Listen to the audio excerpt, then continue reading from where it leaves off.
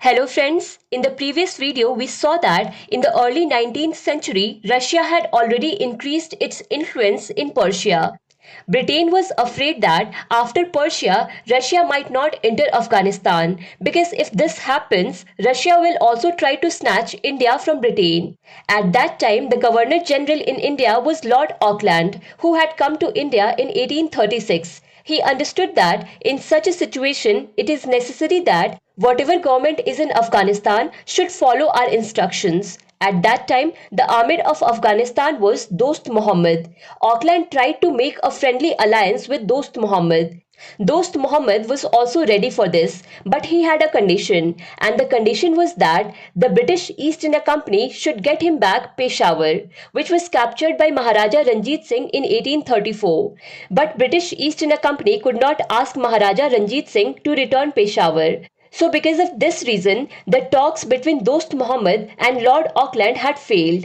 In such a situation, Dost Muhammad turned towards USSR and Persia to strengthen his position. Auckland felt bad because the thing he was afraid of was going to happen. So he activated his forward policy. Forward policy means finish the enemy before it attacks. But there should be some reason to attack. He could not have said that we are attacking because you are joining hands with Russia. At least some genuine reason was needed to tell.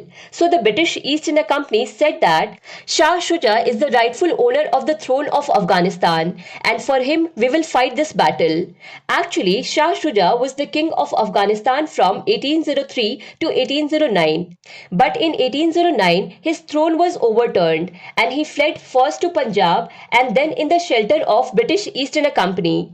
And he was living on the pension of the British East India Company. The British East India Company had put him on pension because they were sure that he would be needed one day or the other. And now that day had come. The British East India Company signed a tripartite treaty with Shah Shuja and Maharaja Ranjit Singh. This treaty was signed in 1838, in which it was decided that all three would together attack Afghanistan and make Shah Shuja the king of Afghanistan by removing Dost Muhammad.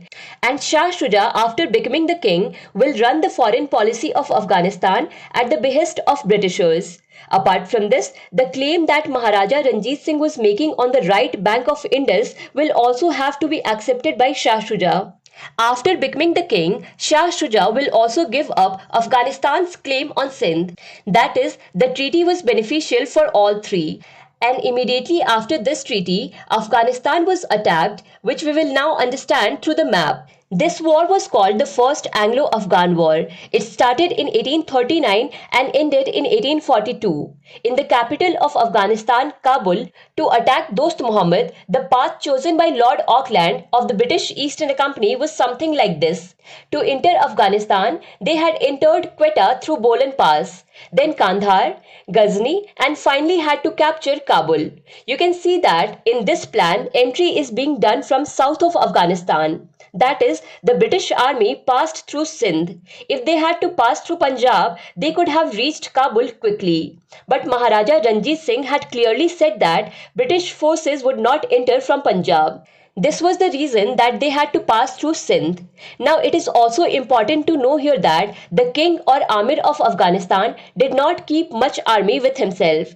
The Amir of Afghanistan used to depend on the Afghan tribal chiefs for the army, those who used to command the tribal groups and their army. Whenever the Amir of Afghanistan needed an the army was gathered through these tribal chiefs only. Wherever the British East India Company passed through, they bought these tribal chiefs and in this way captured Quetta in March 1839, Kandahar in April 1839, Ghazni in July 1839 and finally Kabul in August 1839. When the tribal chiefs were not with Dost Muhammad, then what could the poor man do? He surrendered and in this way the British East India Company, in place of Dost Muhammad, put Shah Shuja on the throne of Afghanistan in August 1839. After this, British and Sikh troops came back to India from Afghanistan. But British residents and some troops were left with Shah Shuja. These soldiers knew that they had to stay here for a long time, so they had called their families here as well. Shah Shuja was a cruel ruler, so the Afghan people neither liked the rule of Shah Shuja nor did they like the fact that these British people have started living here permanently. In fact, even the Afghan tribal chiefs were troubled by the fact that Shah Shuja is working as a British puppet. The feeling of an Afghan nationalism awakened in everyone's heart, and those tribal chiefs who themselves had taken bribe from the Britishers also got ready to remove Shah Shuja. And for this reason, these tribal chiefs attacked the British camps, killed the British resident, and also killed many soldiers. After seeing such an atmosphere, Shah Shuja fled from here. In such a situation, the British East India Company had to sign a treaty with the Afghan tribal chiefs and agreed that all British soldiers would leave Afghanistan, and at the same time they would also make Dost Muhammad the Amir of Afghanistan. So in this way, in 1841, after this treaty, Dost Muhammad again became the Amir of Afghanistan. But in this whole scandal, Lord Auckland was defamed a lot, and orders came from Britain to call him back and send a new governor to India.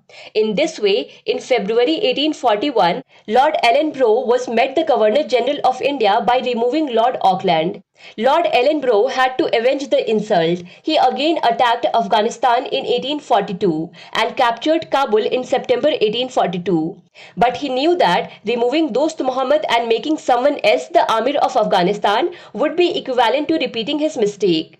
That's why he did not remove Dost Muhammad from the throne, but made a treaty with him and said that you should remain the Amir of Afghanistan but do not do any such work which is against the British East India Company.